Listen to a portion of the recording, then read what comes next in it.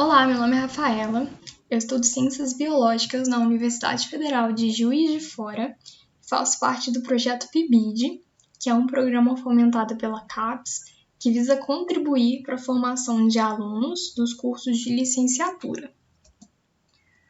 O tema da aula de hoje é sobre fundamentos de bioquímica. Primeiramente, eu queria fazer uma introdução geral, falar sobre as diferenças entre substâncias inorgânicas e substâncias orgânicas. As substâncias inorgânicas são aquelas moléculas pequenas, moléculas menores, como, por exemplo, a gente vai ver a água e os sais minerais. Enquanto que as substâncias orgânicas são as moléculas mais complexas e maiores, que são constituídas por cadeias carbônicas. E são como exemplo aí as vitaminas, os carboidratos, lipídios, proteínas e ácidos nucleicos. A gente vai estudar e entender um pouquinho melhor nas próximas aulas um pouco sobre todas essas substâncias. Bom, a química das células, primeiro a gente vai falar sobre as substâncias inorgânicas e a primeira delas é a água. A água é a substância mais abundante no corpo dos seres vivos e por volta de cerca de 70% da massa de um adulto é composta por água. Claro que esse valor é uma estimativa, ok? Porque ele pode variar também, dependendo do indivíduo, do sexo e da idade, então é um valor estimado. E a molécula de água ela é constituída por 2 átomos de hidrogênio e 1 átomo de oxigênio. E é por essa razão que ela tem a fórmula química de H2O, né? Por esses 2 átomos de hidrogênio e 1 de oxigênio. E uma coisa interessante é que ela é classificada como uma molécula polar. Isso quer dizer que ela possui polaridade, porque ela tem uma região que tem uma carga negativa e possui uma outra região de carga positiva, o que confere a ela esse aspecto polar. Outra coisa muito importante sobre a água é que ela é classificada como um solvente universal. Bom, isso porque muitos das substâncias e dos compostos químicos dentro da célula estão dissolvidos na água. E aí eles se encontram no meio aquoso. E todas as reações celulares e reações bioquímicas que acontecem dentro da célula acontecem dessa maneira, dentro da água. Então, é importante a gente ver que as substâncias elas podem ser classificadas nessa dissolução, nessa capacidade de dissolução ou não na água. E elas são classificadas em 2 tipos. São as substâncias hidrofílicas, aquelas substâncias que têm alta filia ou alta afinidade por água. E com isso, elas se dissolvem muito bem no meio aquoso. E o contrário, as substâncias hidrofóbicas, que possuem baixa filia ou baixa afinidade por água e, consequentemente, não conseguem se dissolver no meio aquoso. Okay? É muito importante a gente classificar as substâncias em hidrofílicas ou hidrofóbicas. E aqui a gente tem a representação da molécula de água com um átomo de oxigênio e outros 2 átomos de hidrogênio. Bom, os sais minerais, eles normalmente se encontram dissolvidos em água, que são moléculas inorgânicas, assim como a água, e quando estão dissolvidos, formam íons. E também são substâncias super importantes para o bom funcionamento do metabolismo, ok? E nós, os animais, os seres humanos, eles só conseguem obter esses sais minerais através da alimentação. E aí, o excesso ou a deficiência desses sais pode causar um distúrbio no metabolismo, certo? O nosso metabolismo, para ele funcionar bem, ele precisa de um equilíbrio, ok? É o que a gente chama de homeostase.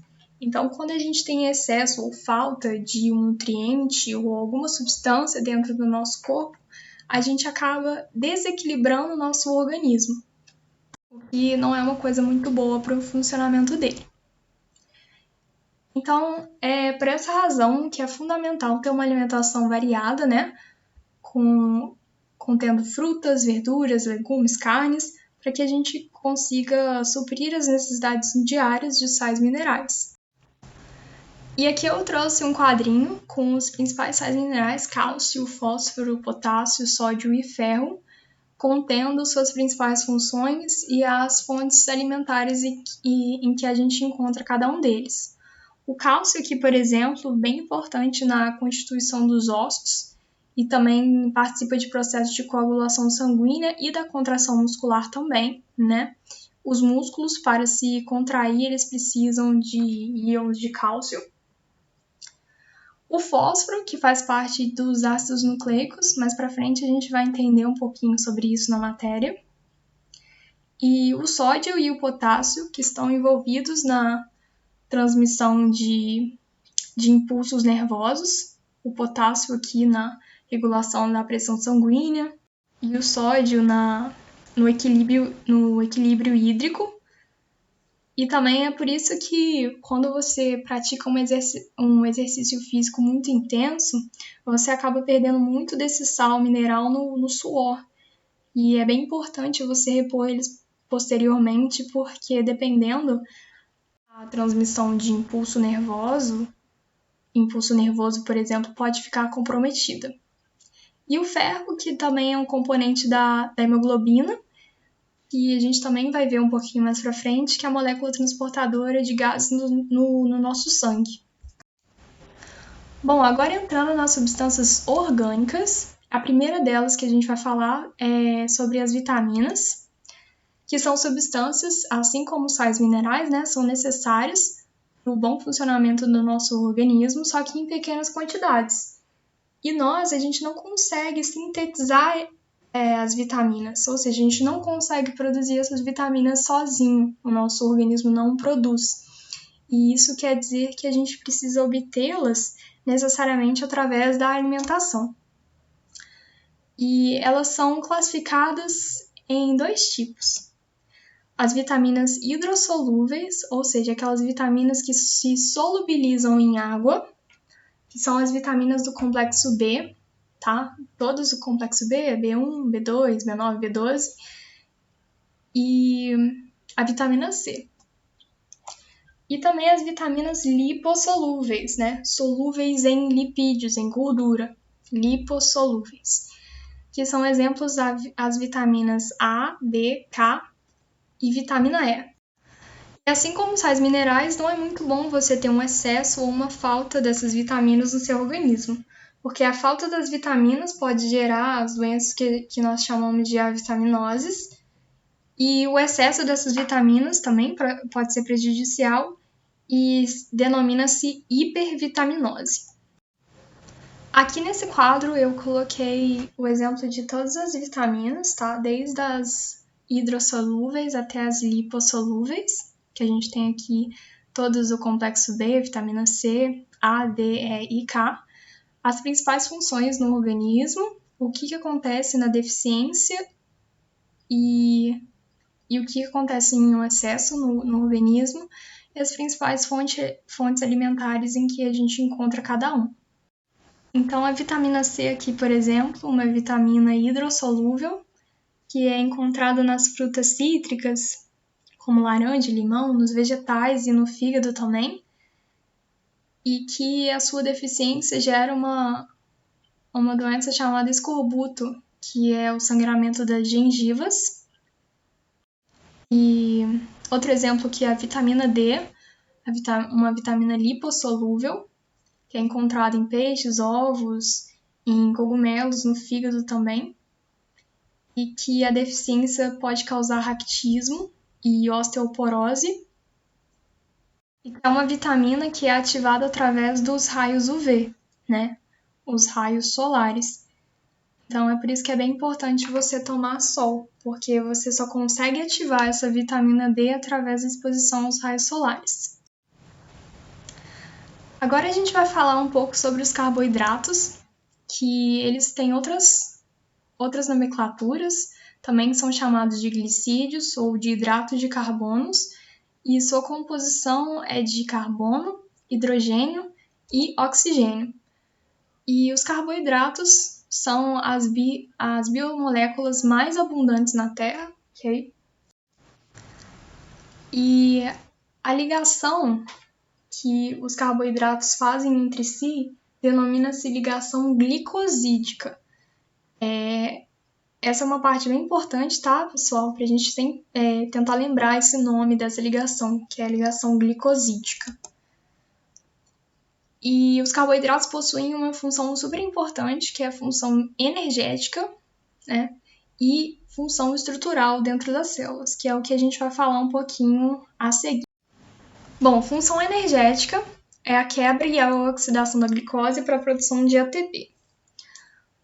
Bom, a glicose ela é usada para a gente produzir o ATP. O ATP é adenosina trifosfato, que é basicamente a moeda de troca que a gente usa para poder produzir energia dentro do nosso corpo e realizar todas as atividades metabólicas que a gente precisa. Então, através de diversas reações dentro do nosso organismo, a gente quebra essa molécula de glicose, que é um carboidrato, para finalmente produzir essa molécula de ATP. Só que no momento em que não é necessário gastar nenhum tipo de energia, o nosso corpo ele estoca, tá? Então ele estoca através de uma reserva energética, que nos animais e nos seres humanos, né? No caso, a gente estoca essa energia através do glicogênio, que é uma molécula bem extensa. E nos vegetais, essa reserva energética acontece através do amido. Então, o glicogênio ele é armazenado principalmente no nosso fígado e nos nossos músculos. Bom, função estrutural, na celulose, por exemplo, que é um carboidrato, e a gente vê esse carboidrato na parede celular dos vegetais. A quitina, também é um carboidrato, encontrado no exoesqueleto dos artrópodes, ok? O peptidoglicano, na parede celular bacteriana, e o ácido hialurônico na articulação dos vertebrados. Por exemplo, na articulação do joelho, a gente possui o ácido hialurônico ali. Então, aqui um exemplo é uma imagem. A gente tem um inseto e o exoesqueleto dos insetos é composto por quitina. A gente vai ver um pouquinho mais para frente que a quitina é um polissacarídeo, tá? Então, a gente tem aqui a molécula, a estrutura química, e eu queria evidenciar entre a ligação entre esses carboidratos, a ligação glicosídica, que a gente também já falou. Então, agora a gente vai entender a principal classificação dos carboidratos, que eles são classificados em 3 tipos. São os monossacarídeos, que são os açúcares mais simples, tá? Eles são moléculas menores que possuem 3 a 7 átomos de carbono. E os monossacarídeos são solúveis em água, ou seja, eles possuem uma solubilidade, uma afinidade muito alta por água. E 2 exemplos que eu coloquei aqui são a glicose e a frutose. A glicose e a frutose são exemplos de monossacarídeos, ou seja, são açúcares simples. Outro exemplo também é a ribose e a desoxirribose, que estão presentes nos ácidos nucleicos, no DNA e no RNA, que a gente vai ver mais para frente também, ok? São compostos lá no nucleotídeo. E agora os disacarídeos. Bom, a gente já falou dos monossacarídeos, que são açúcares simples, compostos de 3 a 7 moléculas a 7 átomos de carbono. E agora os disacarídeos, que nada mais são do que a união de 2 monossacarídeos, ok? E também são solúveis em água, ou seja, possuem uma grande afinidade por água. E eu coloquei aqui os alguns exemplos de disacarídeos, né? A lactose, que é a união de glicose e galactose, que são 2 monossacarídeos. Lembrando que um disacarídeo é a união de 2 monossacarídeos. Então, a lactose é a união da glicose e a galactose. A maltose é a união de 2 moléculas de glicose e a sacarose é a união da molécula glicose com uma de frutose. Nesse quadro aqui a gente tem a representação dos disacarídeos, a composição de cada um e a fonte. Na sacarose, ela é encontrada na cana-de-açúcar, a lactose é o açúcar presente no leite e a maltose presente no malte. E os polissacarídeos, que são moléculas maiores, tá? São formadas pela junção de vários monossacarídeos. Então, recapitulando, o monossacarídeo é uma molécula de carboidrato simples. O disacarídeo nada mais é do que a junção de 2 monossacarídeos. E o polissacarídeo é a junção de vários monossacarídeos, mais de 2.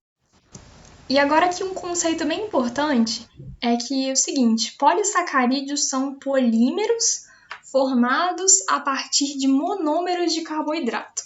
Gente, um monômero é uma molécula que forma a unidade básica dos polímeros.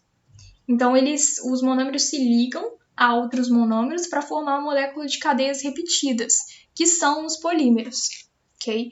Então, se eu tenho um monossacarídeo, ele é um monômero que, ligando repetidamente entre si, vai formar um polímero, que é o polissacarídeo.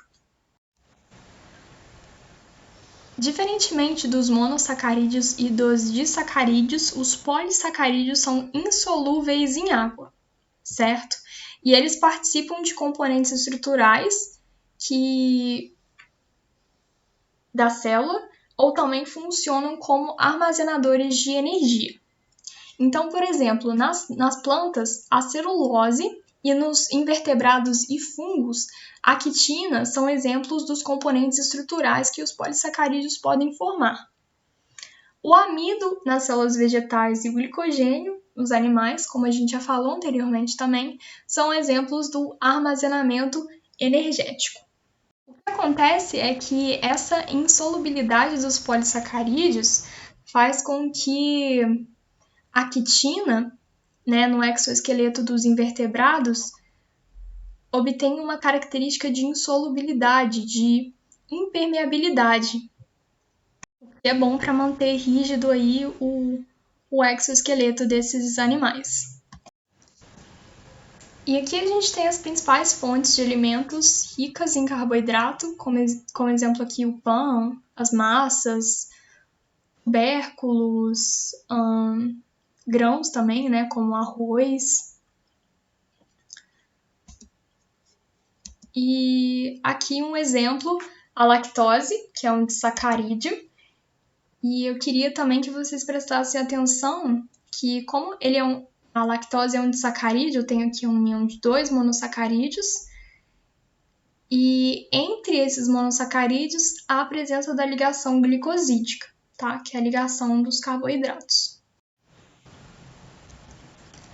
E para poder finalizar, eu queria colocar aqui uma questão para a gente poder